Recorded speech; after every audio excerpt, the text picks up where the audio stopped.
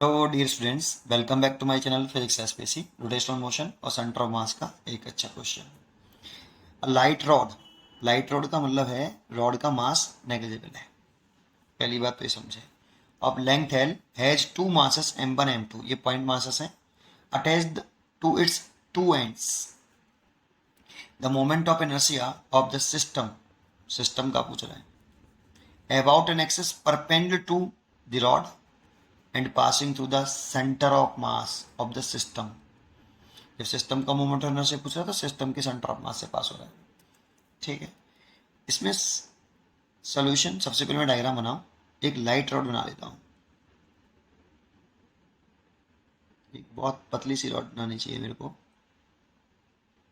ये light rod है, इसका मास नहीं है बेटा, मास लेस है। ये लाइट रॉड मतलब मास लेस कंसिडर करके चलेंगे। यहाँ पे लेंथ है इसकी, बट यहाँ से एक पॉइंट मास अटैच किया है जिसका मास m1 है, और यहाँ पर एक पॉइंट मास अटैच किया है इसका मास m2। ठीक है, इसकी जो बीच की सेपरेशन है ये l है। अब इस क्वेश्चन में है तो कुछ नहीं, क्योंकि पॉइंट मास का फॉर्मूला लगाना है, बट सेपरेशन नहीं गिवन है। सेंटर ऑफ मास कहाँ का बेटा? रॉड का नहीं। सेंटर रॉड का ले लो मिड पॉइंट पर। रॉड तो मास लेस है बेटा। m1 m2 मासस का सेंटर ऑफ मास से पास होने वाली और रॉड के परपेंडिकुलर। तो m1 m2 का सेंटर ऑफ मास कहाँ से होगा भाई? तो लेट कर लेते हैं कि m1 बड़ा है m2 से। जैसा कि हम जानते हैं कि सेंटर ऑफ मास बड़े मास की तरफ ज़्यादा पास होता है, तो इसलिए सेंटर ऑफ मास में यहाँ मान लेता हूँ कि ये सेंटर ऑफ मास है और रॉड के परपेंडिकुलर और सेंटर ऑफ मास से पास होने वाली है।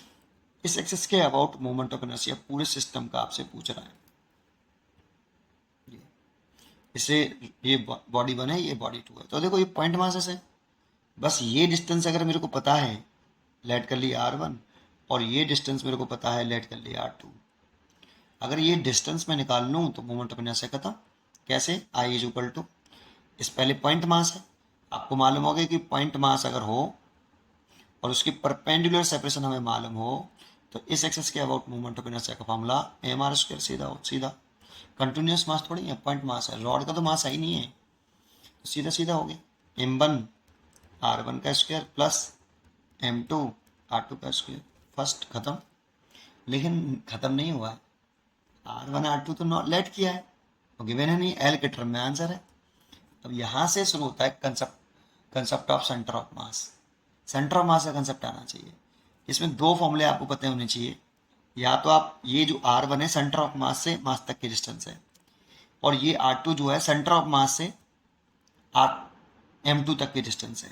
या तो आपको ये फॉर्मूला डायरेक्टली याद होना चाहिए, r1 is equal to r1 लिख रहे हैं तो m2 मास आएगा, और एल इन दोनों के बीच की शॉर्टेस्ट सेपरेशन m1 m2 की divide by m1 plus m2। और r2 इज इक्वल टू लिख रहे हैं तो m1, r2 लिख रहे हैं सेंटर ऑफ मास से। ध्यान रखो r2 सेंटर ऑफ मास से m2 तक की डिस्टेंस है, m1 आएगा इसके साथ, और l दोनों के बीच की शॉर्टेस्ट सेपरेशन आएगी l upon m1 plus m2। या तो ये वाली बात मेरे को रिलेशन याद होना चाहिए, नहीं आता है तो मैं बता दूंगा ये कैसे आया, अभी अभी बताता हूँ, है ना। डायरेक्टली याद हो तो ज़्यादा बेटर है। या फिर देखो इन दोनों का अगर मैं डिवाइड कर दूँ, इन दोनों का r1 अपॉन r2, तो सोचो क्या आएगा, m2 अपॉन m1 आएगा डिवाइड करके। इसके से मल्टीप्लाई तो m1 r1 is equal to m2 r2। ये वाला फॉर्मूला पता होना चाहिए। दोनों को डिवाइड कर लो, ये आ जाएगा ये। लेकिन ये डिस्टेंस r1 r2 है कहाँ से? सेंटर ऑफ मास से m1 तक की डिस्टेंस और सेंटर ऑफ मास से m2 तक की डिस्टेंस। ये तीन फॉर्मूले अगर आपको डायरेक्टली पता है तो यहाँ से r1 r2 वैसे निकल गई। देखो r1 ये रही, r2 ये रही, और ये वैल्यू आपको यहाँ पुट कर देनी है m1 m2 की, r1 r2 की, सॉल्व कर लेना है आंसर। लेकिन प्रॉब्लम ये है कि बच्चों को ये लगता है कि ये आया कैसे सर, वो बताओ। तो अभी 2 मिनट में बताता हूँ, पहले इसको यहाँ पुट कर दूँ और सॉल्व कर लूँ, फिर मैं बताता हूँ आपको, डिटेल में बताऊँगा। बस थोड़ा सा सब्र रखिए, है ना। ये फॉर्मूले डायरेक्टली याद होना चाहिए, क्योंकि डायरेक्टली करना आना चाहिए बेटा, समय बहुत कम होता है वहाँ पे हमारे पास। ठीक है, तो आई इज इक्वल टू, फिर भी मैं ये पे बताऊंगा, प्रूव करके दिखाऊंगा सेंटर ऑफ मास के कंसेप्ट से। बड़ा आसान है, कुछ नहीं है, पर आपको ये डायरेक्टली पता होनी चाहिए, ध्यान रखना आप।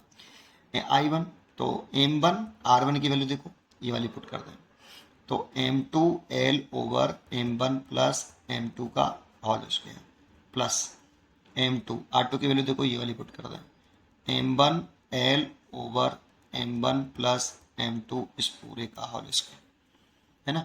अब इसमें से आप सोचो क्या कॉमन आ रहा है, एक तो m1 कॉमन आ गया, है ना, और एक m2 कॉमन आ गया, और एक एल स्क्वायर कॉमन आ गया, और एक m1 प्लस m2 का पूरे का होल स्क्वायर कॉमन आ गया।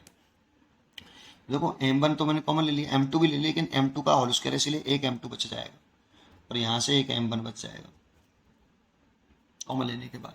अब इससे ये कट जाएगा, स्क्वायर है ना ये बेटा, कट गया तो कितना आया m1 m2 over m1 plus m2 और ये एल स्क्वायर। देखो ये मोमेंट ऑफ इनर्शिया हो गया पूरे सिस्टम का, है ना इजी। अगर ये याद है तो कितनी जल्दी हो गया, लेकिन अगर याद नहीं होते तो हमें करना पड़ता बेटा, है ना। कैसे करते हैं वो बताता हूँ। इसकी चॉइस तो हो गई आपकी ए, एज करेक्ट चॉइस। अब करते कैसे हैं सर, ये वाला कैसे आया वो समझाओ। तो देखो कितना आसान है ये भी, सेंटर ऑफ मास का कंसेप्ट आना चाहिए। जैसे ये थिन रॉड थी, ठीक है, यहाँ पे एक मास है ये m1, पॉइंट मास है m1, और यहाँ पे एक मास है पॉइंट मास m2, ये है सेंटर ऑफ मास। अब किसी को भी ऑरिजिन कंसिडर कर सकते हैं सेंटर ऑफ मास में, किसी को भी मान लो आप, मैंने इसको ऑरिजिन मान लिया, ये मैंने एक्स एक्सेस मान ली, और ये मैंने वाई एक्सेस, ठीक है। इसको अगर इसको ऑरिजिन माना है तो इसके कोऑर्डिनेट 0 0 हो गए, मतलब x1 y1। इसके कोऑर्डिनेट क्या होंगे, अगर इसकी लंबाई ये l है तो सोचो इसके कोऑर्डिनेट क्या होंगे, x2 तो हो गई लंबाई l, और y कोऑर्डिनेट हो गया 0, तो ये आ गया x2 y2। सेंटर ऑफ मास के कोऑर्डिनेट में कितने मान लेता हूँ, xcm और ycm ये। लेकिन अगर ये सेपरेशन में r1 मानना हो, सोचो ये वाली, तो इसकी कोऑर्डिनेट कितनी होनी चाहिए, r1 0 होनी चाहिए बेटा। x1 तो है, y1 0 है, xcm r1 है और ycm 0 है। अब आपको फॉर्मूला आता हुआ, xcm is equal to m1 x1 plus m2 x2 divide by m1 plus m2। अब m1 तो m1 ही है, m1 का x1 कोऑर्डिनेट कितना है 0, तो 0 लिख दूँ, प्लस m2 तो m2 ही है, इसका x2 कोऑर्डिनेट कितना है l है, l लिख दूँ, डिवाइड बाई दोनों का मास। तो देखो xcm किसके बराबर हुआ, ये xcm है भाई, ये डिस्टेंस अगर इसका सेंटर ऑफ मास की कोऑर्डिनेट xcm तो ये वाला डिस्टेंस xcm ही तो होगा, और xcm इज इक्वल टू तो r1 है, तो इसकी वैल्यू r1, तो r1 इज इक्वल टू कितना, ये तो 0 हो गया, लिख सकता हूँ m2l over m1 plus m2। लेकिन ये ध्यान रखिए सेंटर ऑफ मास से डिस्टेंस है r1 m1 की, है ना, और ये डिस्टेंस अगर मैं r2 मान लूँ, सोचो अगर ये वाली मैं r2 मान लूँ तो ये आप कैसे निकालूँ। अच्छा वाई सी एम तो 0 ही आएगा, m1 इसका देखो वाई कोऑर्डिनेट 0 है, प्लस m2 इसका भी वाई कोऑर्डिनेट 0 है, ओवर m1 प्लस m2, तो वाई सी एम तो 0 आएगा बेटा, इसलिए मैंने वाई सी एम 0 रखा है, देखो ठीक है। चलिए r1 निकल आया, लेकिन मेरे को r2 निकालना है।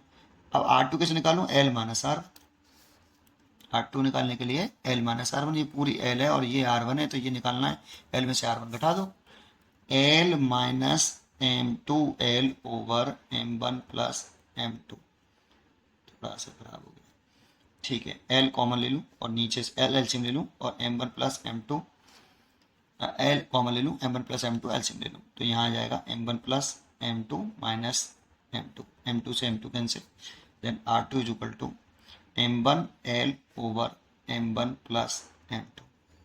और इनके नाम पे ध्यान रखना, ये सेंटर ऑफ मास से m2 तक की डिस्टेंस, ये सेंटर ऑफ मास से m1 तक की डिस्टेंस, l दोनों मासेस m1 m2 के बीच की शॉर्टेस्ट सेपरेशन एक, और दोनों का अगर मैं डिवाइड कर लेता हूँ r1 अपॉन r2, तो देखो r1 का डिवाइड किया है तो इसलिए m2 ऊपर रहेगा, ये कैंसिल हो जाएगा, देखो ये, और m1 नीचे, m1 into r1 is equal to m2 r2।